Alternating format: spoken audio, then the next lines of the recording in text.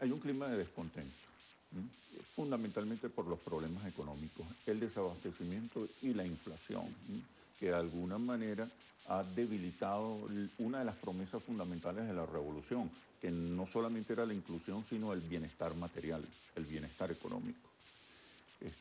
Hay un clima de descontento que tiene que ver fundamentalmente con los problemas económicos, pero lo que crea mayor descontento, mayor molestia, mayor angustia es la falta de decisiones, es la incertidumbre con relación al bienestar futuro, al bienestar económico futuro. Ahí es donde los venezolanos, la mayoría de los venezolanos, están reclamando respuestas. Los venezolanos no están buscando un culpable, están hoy buscando un héroe, un líder que tome decisiones, que señale el rumbo, que restablezca la esperanza. Los venezolanos hoy están buscando un padre que los guíe hacia un nuevo porvenir. Y hoy el único líder reconocido, visible, es el presidente Nicolás Maduro. No hay otro referente. Cuando hablo de liderazgo, en el caso de Nicolás Maduro, hablo de que es la única referencia. Todas sus decisiones, todo lo que haga o deje de hacer, tiene un impacto inmediato, dramático, definitivo sobre el comportamiento de la opinión pública venezolana. En el marco de esas variables que usted señala de incertidumbre, cuando vemos la asociación psicológica a esta palabra incertidumbre, siempre se asocia al miedo, a lo desconocido. A la angustia. Y también cuando habla de la necesidad de respuestas, hay un factor determinante, el tiempo. ¿Qué ha pasado o qué consideraciones pueden hacerse de la falta de decisiones oportunas por parte del Ejecutivo Nacional cuando, por ejemplo, se hacen anuncios de que se van a cambiar los ministros ponen sus cargos a la orden y todavía no se sabe quiénes van a estar al frente de las carteras, o por ejemplo, en el marco de decisiones económicas como el aumento de la gasolina, que ha sido un debate que está en el ambiente, pero sin embargo no se toman las decisiones? ¿En qué medida puede afectar el tiempo en estas tomas de decisiones? Como te decía, y tú lo interpretaste muy bien, los venezolanos no están buscando un culpable, están buscando un líder que resuelva, que se ponga las pilas, que reduzca los niveles de incertidumbre y angustia. En este momento, y evidentemente desde hace mucho tiempo, hay una guerra de neurotización, hay una guerra de desestabilización psicosocial, de desestabilización emocional. Y el gobierno se ha dejado quitar la agenda. La campaña en que se traduce, en que esto está peor que nunca, en que mañana va a ser peor, en que se agotaron las reservas, en que el país está quebrado, cuando es todo lo contrario. Sigue Venezuela recibiendo unos ingresos por una factura petrolera estable y muy alta, de más de 75.000 millones de bolívares. Se están pagando los compromisos, se está poniendo orden en la asignación de divisas. Faltan más decisiones, faltan mucho más decisiones que tienen que ver con estímulos a la iniciativa privada, con estímulos a la productividad, a la producción de bienes y servicios, con la creación, esto es estratégico, con la creación de una clase empresarial, de una clase de emprendedores de la revolución. Hablando de los estudios anteriores a los cuales pudiéramos hacer referencia, usted señalaba que había clínicas de masas operando en Venezuela, sobre todo en la época de las coyunturas y los conflictos de calle. Pero se pudiera pensar hoy que son clínicas de masas o es una realidad que golpea a la gente, porque hemos visto que hay una resemántica, ya no se habla de escasez, sino que ya de alguna forma se está asumiendo que es desabastecimiento. Entonces, ¿qué es lo que está pasando para que los venezolanos tengan este nivel de descontento generalizado que se pudiera traducir como desesperanza? Exacto. Mira, como te decía, el descontento tiene que ver fundamentalmente con la incertidumbre por la ausencia de decisiones y de resignificaciones. Detrás de la exacerbación, de la acentuación del clima de malestar, hay un laboratorio de guerra sucia, hay un laboratorio de guerra psicológica que nos está presentando un país al borde de la quiebra, al borde del colapso. Tienen años diciendo que queda una semana, tienen años diciendo que falta solo un mes, y el gobierno se ha dejado arrebatar la agenda. Incluso dicen que el modelo colapsó, y hoy el modelo social de inclusión tiene un amplio respaldo popular. De hecho, la base social chavista se mantiene más o menos estable alrededor de 40%. ¿No? El gobierno tiene que dar respuestas para disminuir los niveles de angustia e incertidumbre, apropiándose de la agenda, resignificando la realidad, dando explicaciones, anunciando un nuevo porvenir, restableciendo la fe y la esperanza, porque el peligro, y por eso en estos días hablé de que se acababa el tiempo, que se agotaba el tiempo, es porque vienen elecciones y esta revolución se legitima, se reproduce, se reimpulsa a través de procesos electorales. Y si este descontento y esta incertidumbre continúa por la falta de decisiones y de una comunicación que resignifique la realidad a favor de la revolución, la incertidumbre se convierte en desconfianza. Y cuando ocurre la desconfianza, ocurren las rupturas definitivas.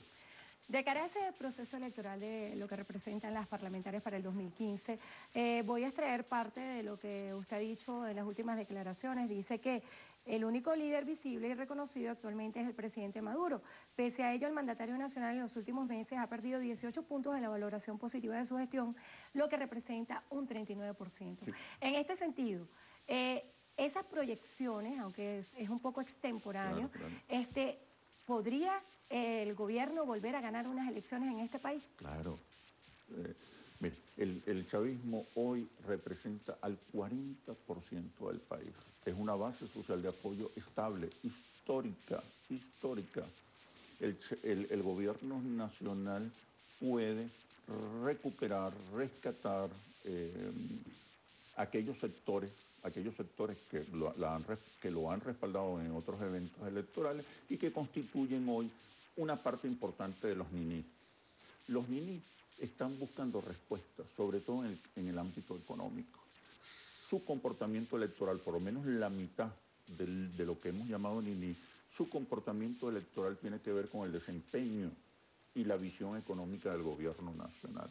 Si hay respuestas, si hay soluciones, si se asocia esto con una resignificación favorable de la realidad, el chavismo volvería a ser una fuerza electoral importante, a diferencia de la oposición, porque el chavismo es no solamente una fuerza electoral, es una fuerza social, cultural, simbólica. Tiene un modelo que presentar, un modelo de inclusión que es respaldado por la mayoría de los venezolanos, mientras la oposición todavía no se ha convertido en una alternativa. Es una fuerza electoral porque recoge el voto castigo, pero no se ha convertido en alternativa, no se ha convertido en una fuerza social y simbólica que le anuncie a los venezolanos un nuevo porvenir, que entusiasme, movilice, persuada a los venezolanos de que ellos son la mejor alternativa. Y una fuerza alternativa en este momento no puede declararse antichavista, porque repolarizaría al país. Una fuerza alternativa victoriosa tiene que tomar en cuenta los avances, los logros, los resultados que según las mayorías populares han recibido de la revolución. Para poder capitalizar y convertirse en una mayoría electoral. Una fuerza antichavista no tiene futuro. Hablando de la situación económica del país y la incertidumbre que viven muchos venezolanos, ¿cuáles son las interpretaciones que se pudieran dar de lo que ha sucedido en los últimos días cuando hemos visto en sondeos o en las encuestas que se han publicado en los trabajos periodísticos del rechazo que hay a la implementación de un sistema biométrico en los establecimientos comerciales para la compra de los productos? ¿Cuál es la interpretación que se pudiera dar? Y en el marco de esa conexión que siempre ha destacado el Ejecutivo Nacional como una de sus fortalezas de interpretar las señales de la población, ¿qué ha pasado? Que en este sentido no se ha escuchado lo que dicen los venezolanos acerca de este sistema que se asume como un proceso de cubanización de Venezuela. Te decía al principio, el gobierno nacional se ha dejado arrebatar la agenda. Las significaciones que hoy más influyen en la opinión pública son las significaciones que vienen del campo o que vienen de parte de los adversarios de la revolución. El presidente Nicolás Maduro y su gobierno deben restablecer la calidad de sus comunicaciones, la capacidad que han tenido de resignificar la realidad, de proporcionar argumentos, de proporcionar razones para que la mayoría de los venezolanos respalden sus medidas. No hay estudios hasta este momento para evaluar el impacto que ha ocasionado el anuncio de un sistema biométrico por cartahuellas para controlar el consumo de alimentos, pero sobre todo para controlar y frenar a los revendedores y a los buhoneros, que ocasionan una escasez artificial. En cambio, sí tenemos información acerca del impacto que ha tenido en la opinión pública el anuncio del aumento de la gasolina. Hoy un 53% de los venezolanos, 53-54% de los venezolanos rechazan el aumento de la gasolina, pero no rechazan la medida en sí. Lo que les preocupa es si el gobierno tendrá control para evitar el impacto inflacionario que ellos perciben puede ocasionar el aumento del combustible. En ese estudio de opinión, ¿de qué manera fue interpretada las voces que hablan de, ok, aceptamos el aumento de la gasolina, pero también pedimos una revisión de los subsidios que se otorgan en materia de comercio exterior del petróleo? No, básicamente a la opinión pública lo que le importa es si ese aumento de la gasolina, si a partir de ese aumento de la gasolina se puede controlar su impacto inflacionario. También le preocupa el destino de esos recursos ocasionados por el aumento de la gasolina. La gente incluso, en los estudios que hemos hecho, la gente incluso prefiere que esos recursos sean invertidos en infraestructura, en escuelas, en empleo, que, como lo preguntamos, que sean distribuidos entre todos los venezolanos. Aquí hay una sociedad, sobre todo en los sectores populares, muy madura políticamente, que es capaz de entender las medidas, pero tienes que explicarlas, tienes que recuperar la agenda y restablecer la calidad de la comunicación, argumentos, interpretaciones, símbolos, relatos que están ausentes en el discurso oficial. La comunicación en el gobierno nacional se ve todavía dispersa, desorientada, desvinculada de las reales expectativas y necesidades de la gente. Hay un reto fundamental desde el punto de vista comunicacional y simbólico,